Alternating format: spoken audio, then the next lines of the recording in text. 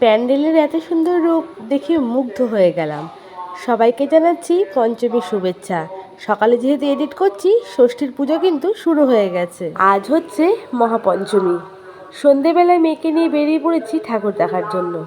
মেয়ে পরেছে নতুন জামা। এই জামাটা দিয়েছে আমার এক বান্ধবী ওকে। তো আমরা প্রথমেই যে ঠাকুরটা দেখব সেটা হচ্ছে বাগমোড়ের ত্রিপর্ণ। এখানে একটা বাস্তবের কথা বলে থিম করেছে। প্রত্যেকবারই কিন্তু নতুন নতুন থিম এখানে হয়। তো চলো ভেতর দিকে একটু ঘুরে আসি। প্রত্যেকটা পুজো প্যান্ডেলই কিন্তু রাতের আলোতে একটা সৌন্দর্য, আর দিনের আলোতে আলাদা সৌন্দর্য। রাতের বেলায় গেলে কিন্তু দেখতে পাওয়া যায় বিভিন্ন রকমের লাইটিং, আর দিনের বেলায় গেলে প্যান্ডেলের যে প্রকৃত রং সেটা কিন্তু দেখতে পাওয়া যায়। খুব সুন্দর, দারুণ হয়েছে। ভেতরটা একদম সুন্দর, সবুজ লাইটে ঘেরা। চল বাবা আগে চলো। তো আমরা চলে এসেছি এখন বাগমোড় ত্রিপর্ণতে। সামনেটা এখানে ছবি তুলবো কি তার আগে পাবলিকের ভিড়। হাওয়া খাবি? যা দাঁড়িয়ে পর। চলে গেল হাওয়া খেতে।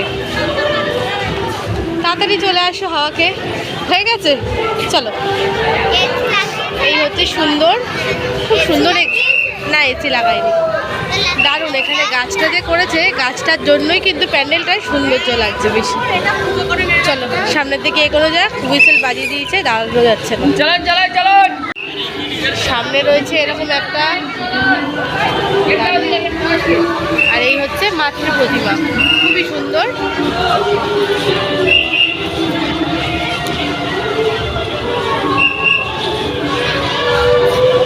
চলো বেরিয়ে যাই, হয়ে গেছে দেখা। দেখেছো, নম করো।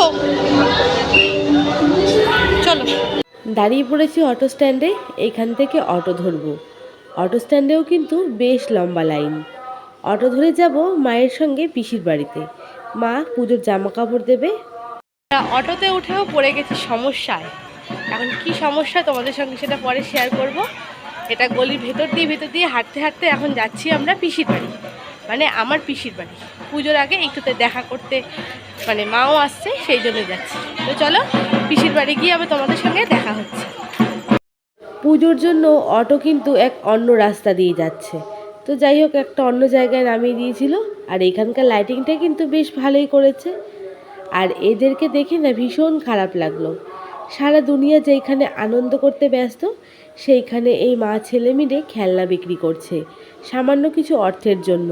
হয়তো এই বেচা কেনা হলেই তবেই তার বাচ্চার গায়ে উঠবে নতুন জামা। আমাদের উচিত সবাইকে এনাদের সাহায্য করতে। তো পিসির বাড়ি থেকে বেরিয়ে ফুচকা খাবে।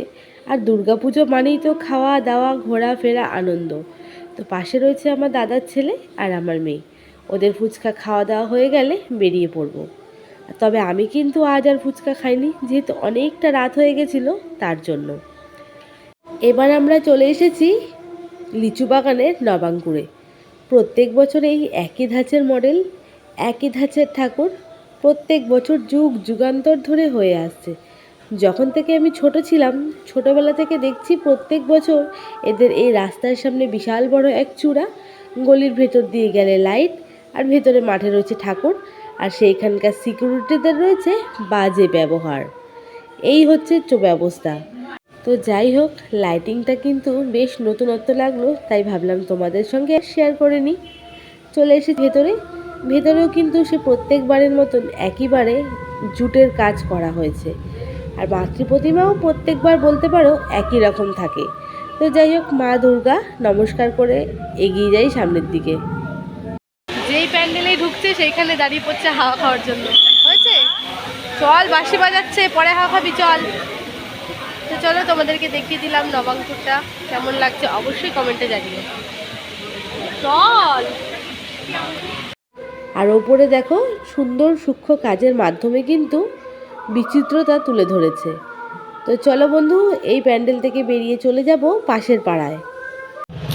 আমরা এখন চলে এসেছি কাঁচরাপাড়ার পান্নালাল স্পোর্টিং ক্লাব। এখানেও কিন্তু প্রত্যেকবার সুন্দর সুন্দর বেশ থিম করে।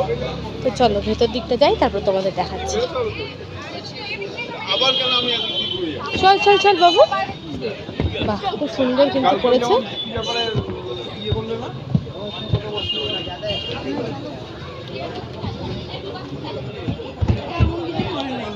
হ্যাঁ, প্রত্যেকবার অনেক বড় বড় করে, কিন্তু এবার সেরকম খুব একটা বড় হয়নি, কিন্তু সুন্দর হয়েছে। প্রত্যেকবার থিমের মধ্যে করে। চলো, এই হচ্ছে এখানকার মাতৃ প্রতিমা।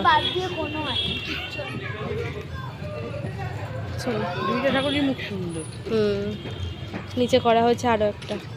এই প্রতিমাকে পুজো করা হবে।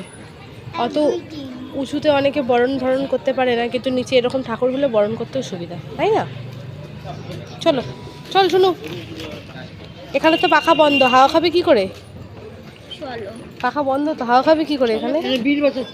এই দেখ, এখানে পাখা বন্ধ, কি করবি? চালিয়ে দেবো? হ্যাঁ, চল বাইরে। আজকের মতন কিন্তু ঠাকুর দেখা শেষ। এরপরে চলে গেছিলাম বাড়িতে। ওর পাপা এখন আমাদেরকে নিয়ে বাড়ি ফিরে আসছে। রাত পোহালেই ষষ্ঠী, যাওয়ার সময় রাস্তায় দাঁড়িয়ে দোকান থেকে ষষ্ঠীর যে মুদিখানা বাজার লাগবে সেইগুলো করতে হবে। তো এই যে রাস্তাটা দেখতে পাচ্ছ, পুজোর সময় চারিদিকে আলো ঝলমলে। পুজোর সেই দিনগুলো শেষ হয়ে যাবে, আবারও কিন্তু সেই অন্ধকার রাস্তা। এই প্যান্ডেলটা সামনের দিন তোমাদেরকে ঘুরিয়ে দেখাবো। আজকের মতন বিদায় নিলাম।